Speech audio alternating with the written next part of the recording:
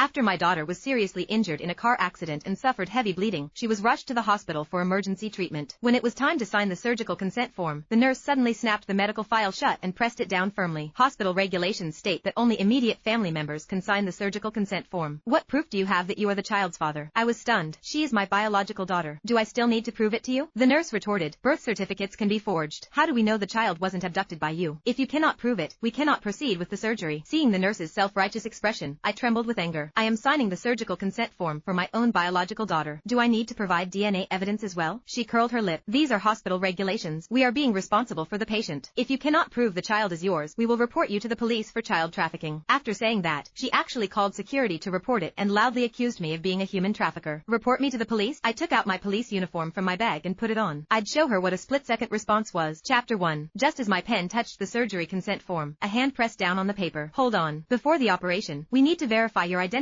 as the guardian again. I handed over my document. Alicia Grant walked to the computer and typed for a moment, then immediately frowned. The contact number registered in our system doesn't match the last 4 digits of the one you're using now. I changed my phone number last year, I explained, but my other information hasn't changed. That should match. An intern named Benjamin Winfrey quickly spoke up in my defense. Ms. Grant, we've already checked. The other information is correct. Alicia shot him a sharp look and cut him off. Shush. You're just an intern. What do you know about protocol? She turned back to me, her tone edged with impatience. Rules are rules. Any discrepancy must be clarified. Last time, we overlooked a mismatch in the records, and when something went wrong, all the blame landed on our nursing department. Can you take responsibility for that? I swallowed my anger and kept my voice steady. My daughter was treated here for pneumonia 3 years ago. You can check her medical records. My information is in there. Benjamin immediately pulled up the archived files, printed them out, and handed them to Alicia. Ms. Grant, here are the hospitalization records from 3 years ago. The guardian is Mr. Martin Lancer. The other information matches. I thought that would settle it. Very well. However, Alicia did not even glance at the papers. Instead, she took the printout, along with my documents, and tossed them into a filing cabinet. With an audible click, the drawer was locked. Benjamin froze. What are you doing, Ms. Grant? Unhurried, Alicia slipped the key into her pocket. According to hospital regulations, any documents under suspicion must be opened and verified in the presence of both security and the administrative office. She looked at me, the corner of her mouth curling into a faint, mocking smile. Unfortunately, they've both left for the day. Mr. Lancer, you'll have to wait. Around us, the other patients' families began whispering. What's going on? They won't let him sign? I heard the identity doesn't match. Maybe it's the wrong person. I stood there, feeling the blood drain from my body, inch by inch. That so-called high-risk contingency plan Alicia just cited was one I had personally proposed and refined for the police legal affairs department. It was meant to prevent malicious medical dispute, not to be used like this.